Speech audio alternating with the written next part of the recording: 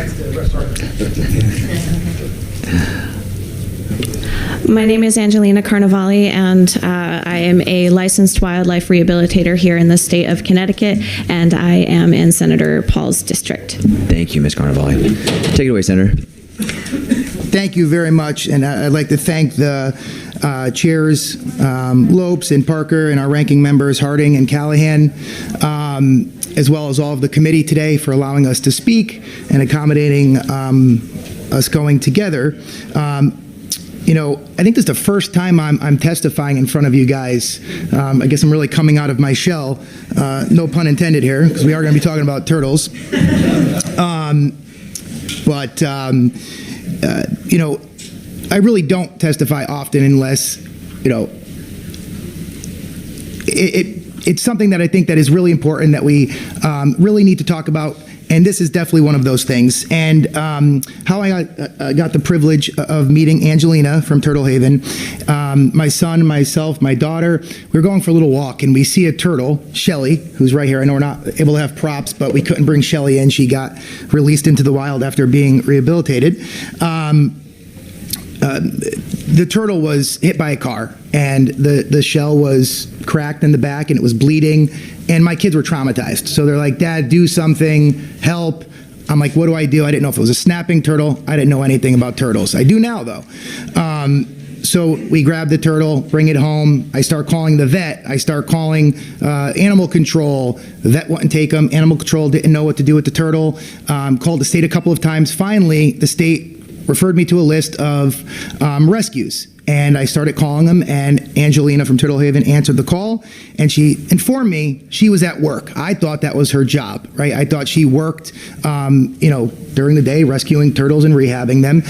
But she told me that, you know, I'm at work, but I will leave if I have to, or if I could come get the turtle right after, she would do that. So I thought that was interesting. So as the process plays out, we get her Shelly, and step by step, she showed us pictures because my kids were very concerned about the turtle, and I thought it was just absolutely amazing how involved she was, how willing she was to explain everything to us. And even when the turtle was completely rehabbed, she came back out to the area and released the turtle into a safer area. And I just thought that was absolutely amazing. And in that process, I started to ask some questions about how does this work? You know, how do you pay for this? And I was mind blown to realize that this is a huge issue. We have approximately 230 rescues for all different animals, not just turtles. It could be hawks. It could be really any species of an animal that simply a vet won't handle. So if you see an animal in distress, and I'm an animal lover, knowing that there may not be someone to help them is disturbing. And when I realized that they have to pay for a license, they have to pay for their class to be able to do this, not to mention all of the other costs associated with it. They have to pay for vet bills if they can't do something specific. And I just thought it's something that I think we would be able to do. We would be able to find a way to help these organizations that are providing the service that if they didn't do it, no one else would. You know, I know we have to be careful with spending money, but if they weren't doing it, we'd probably have to hire more, you know, state employees to provide these services. So if I may, if I could turn it over to Angelina to tell you a little bit about what she does and some of the issues that she's seeing within this space. Thank you. Thank you, Senator. Angela, yeah, if you want to give a brief overview, and then there might be some questions from the committee. Thank you. Yes, absolutely. Thank you so much. Thank you, Paul, for inviting me to come with you to testify here in support of this bill, which aims to fund wildlife rehabilitation in our state. I appreciate the opportunity to be heard, and I'm happy to share my experience with the committee and then also answer any questions you may have. So this bill is a good start, but it needs amended language in order to achieve its goals of truly helping rehabilitators. Some of the necessary improvements include setting up a wildlife rehab grant commission comprised of the DEP staffer who oversees the rehab program and representatives designated by our state wildlife rehabilitation organization so that grants are reviewed and monitored by those who have the necessary expertise. In addition, already cash-strapped rehab organizations should not have to shell out more money just to apply to the program. Please see my already submitted written testimony for all of the specific areas that this bill needs to be improved. So, Personally, last year I took in 54 individual turtle patients.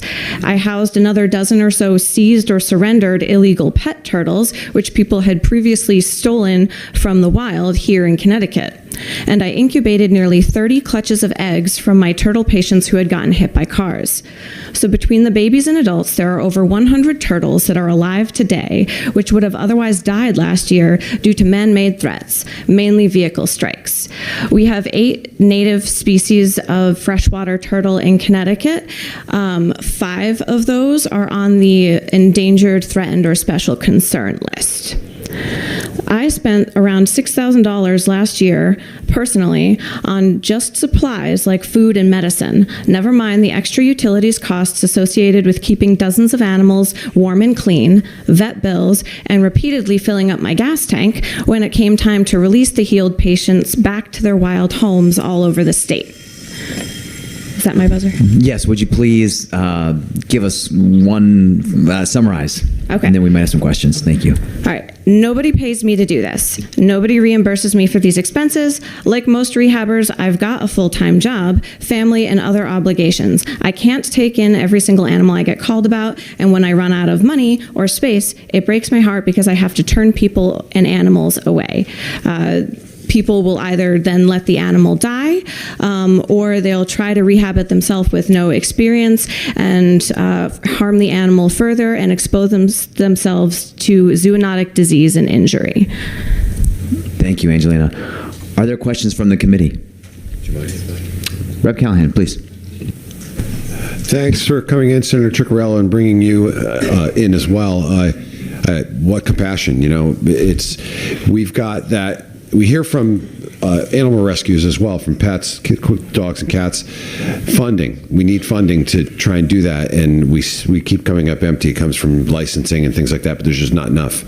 So so same thing with you. We've got compassionate people out there that are trying to help rehab these wild animals, and you, turtles in particular, and we always hear funding. So I think it's an important thing to do, and it's given us a lot to think about up here to help people like you out. So I appreciate you illustrating this and for the picture, Senator. Thank you. Yeah, that's Shelley. You're rescuing Shelley. She did a great job.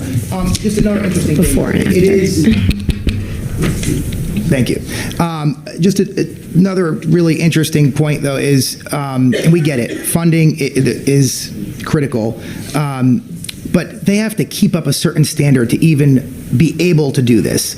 And as these 237 licensees or people that are trained to provide this type of service at no cost to the state are going to be aging out or retiring. And I was talking with Angelina, and she said it's really hard for the younger individuals that would love to do this come into this profession because they can't afford to get out of their parents' house. So how would they even be able to get a location and be able to provide these type of services to rescue the animals? And again, not just turtles. So I really urge support, and I do apologize, I didn't say the bill. It is SB 456. I do think it is crucial that we make sure we're able to provide some resources or maybe even lighten the restrictions or burdens that are put on place of these volunteers so they can continue to do the good that they're doing for our community, and especially some of these are endangered. Shelley's a box turtle, I learned, endangered species. So I think it's really important that we pay attention to this. Thank you, Senator. Thanks. And is there any funding available at all too? There is $0 available from the state. Rehabbers are not allowed to charge people who bring us injured animals. Veterinarians can charge people. Rehabbers cannot. We can accept donations, but the little money that we do get from finders is barely a fraction of what it actually costs to rehab the animals. Thank you. Thank you both for being here. Thanks for the work that you do and for your testimony, and we look forward to working on this issue. Oh, I'm so sorry. We got one more question from Representative Beach. Thank you, Mr. Chair, through you. Thank you for what you do. I worked for a nature center for almost 20 years, and we had rehabbers on site that actually took some of these animals, whether they were baby squirrels or rabbits or, tortoises. I've got to ask you, I don't think you had a total, but maybe you do. Do you know what you spent last year? financially to take care of these roughly 100 turtles? Including utilities and other costs, I probably spent about $10,000 to $12,000 out of my own pocket, and that's average each year to rehab the turtles that I rehab. And other rehabbers who do different species may have a different number, but we all spend collectively in the state, rehabbers spend approximately $2.5 million out of their own pockets to rehab wildlife, which should be the responsibility of the state. Well, I thank you for coming in and testifying. Thank you, Senator, and thank you for your service, because it really is important, and it's something that I think we need to consider. Thank you. Thank you. Thank you, Thank you. Representative. Thanks for being here, folks. Keep in touch. Next.